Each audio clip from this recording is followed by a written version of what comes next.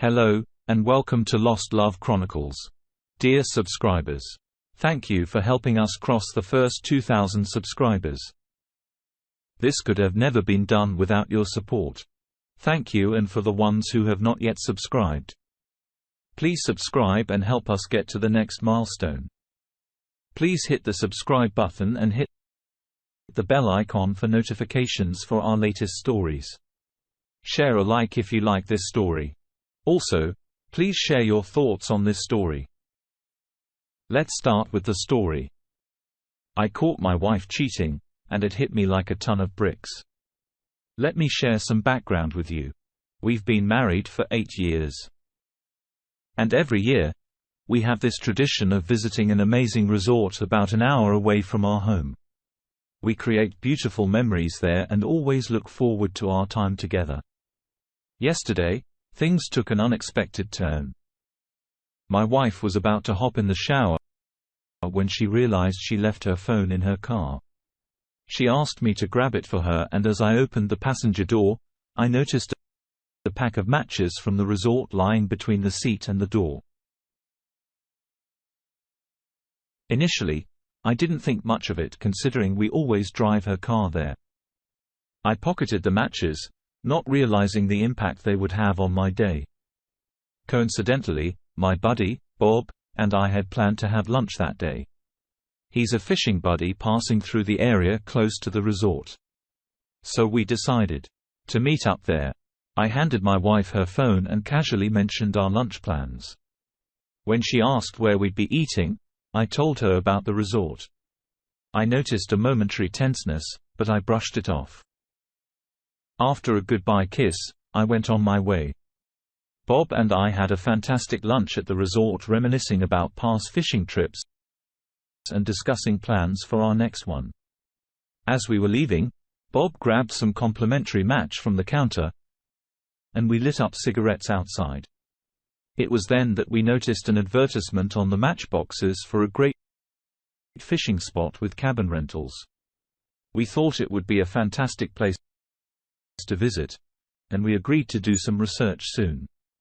Bob headed down the road and I realized I hadn't grabbed any matches for myself.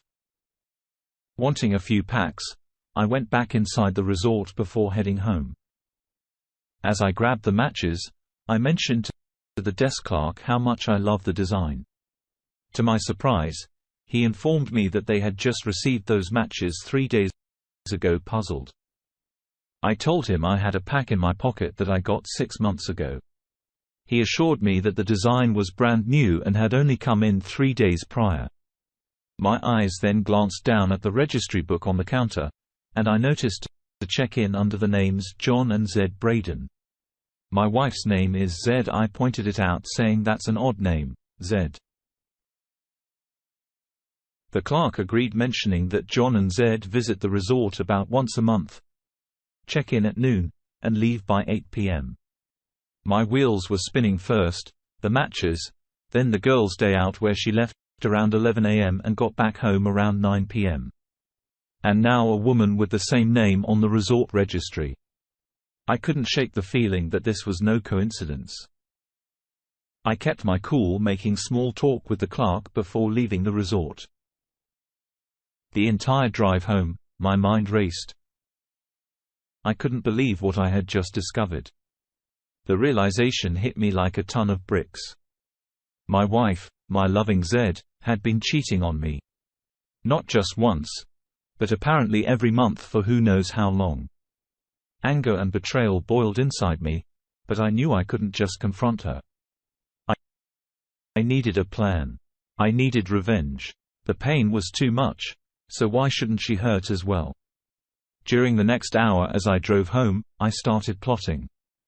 I knew that next month, Zed would be going on her girl's day out again, but this time, I'd be ready. I would make sure she got a surprise she'd never forget. That, my friends, is when I crafted my perfect plan to serve her divorce papers during her next little escapade. As soon as I got home, the anger and determination pushed me to start digging into John's background. After some online searching, I discovered that he had a wife named Julia. I tracked Julia down on Facebook and sent her a message explaining that I had information about her husband that she'd want to know. I left my phone number, and she called me the same day. Our conversation was lengthy, and I shared my plan to serve divorce papers to Zed. Initially, Julia was furious and wanted to act immediately, but I managed to calm her down. I convinced Juliet that seeking revenge would provide her with a sense of empowerment and make the divorce process smoother. She could walk away with pride, not letting John off the hook easily. Julia asked about the attorney I was using to draft my papers, and since she didn't know anyone personally, she suggested using the same one. I mentioned my friend who happened to be an attorney, and we both contacted him. It turned out to be a great decision. The plan was set. We would show up at the resort around dinner time during the next month's rendezvous where John and Z were set to meet. We staged my attorney friend as a photographer capturing pictures of happy people at the resort. Following behind him, I wore a long hair wig and a ball cap to hide my face, equipped with a video camera. The only concern was that the staff might try to stop us if they realized we weren't supposed to be there, but we weren't too worried. We just needed enough time to drop the bomb at their table. When we arrived at their table to take their picture and video, that's when I yanked off the hat and the wig, revealing my face from behind the camera. Zed's face turned as white as a ghost, and she looked at me in total disbelief. I knew I had surprised her thoroughly. Despite her usual, quick and witty nature, at that moment, she was utterly speechless. After discovering the infidelity, I decided to take matters into my own hands. The attorney served Zed with divorce papers on the spot, and I started pressuring her to sign them immediately. I made it clear that she would only walk away with her personal belongings and her car. Threatening to expose the video to everyone we knew, including her parents, I intensified the pressure. She resisted initially, so I turned to John and revealed that I knew about Julia. I told Z that if she didn't sign, I'd still the affair to Julia. To my surprise, John started pressuring Zed to sign as well. As the tension mounted, Z looked at John with shock and disgust the same way she had been looking at me. I had hoped he would have her back, but it seemed like he was more concerned about his own situation. Feeling hopeless and trapped, Zed eventually signed the papers, effectively surrendering almost everything to me, except her car and personal belongings. Feinting his sense of resolution, I pretended to turn and walk away, papers in hand. That's when we dropped the bomb on them. I revealed my intention to show the incriminating video anyway, and Julia, who had been discreetly waiting, emerged. The attorney served John with divorce papers too. Round 2 had begun.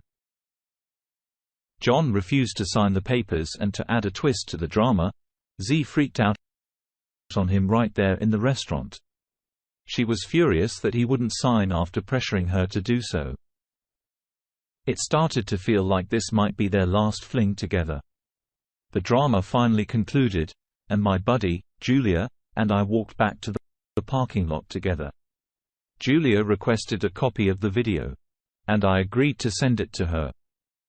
She left, and my buddy hopped into my truck as we headed back home feeling victorious. I followed through with my promise and sent the video to everyone via Facebook Messenger. Our friends and her family were shocked and embarrassed by the video. Zed ended up moving back in with her parents for a while. Despite the nasty turn of events, I had developed respect for her parents over the years, and I didn't want them to be misled by lies about the situation. I needed them to know the truth about how it all transpired. Julia also emerged from her divorce with nearly everything and was satisfied the outcome. We both felt proud of our revenge with no remorse for what we've done. In our minds, exposing the deceitful actions of our cheating spouses left us feeling vindicated and empowered. What do you think? Was it too too much, or did those cheaters get what they deserved? Share your opinions in the comments below. Dear listener, if you have reached this far, please click on the subscribe button. It will be a great help.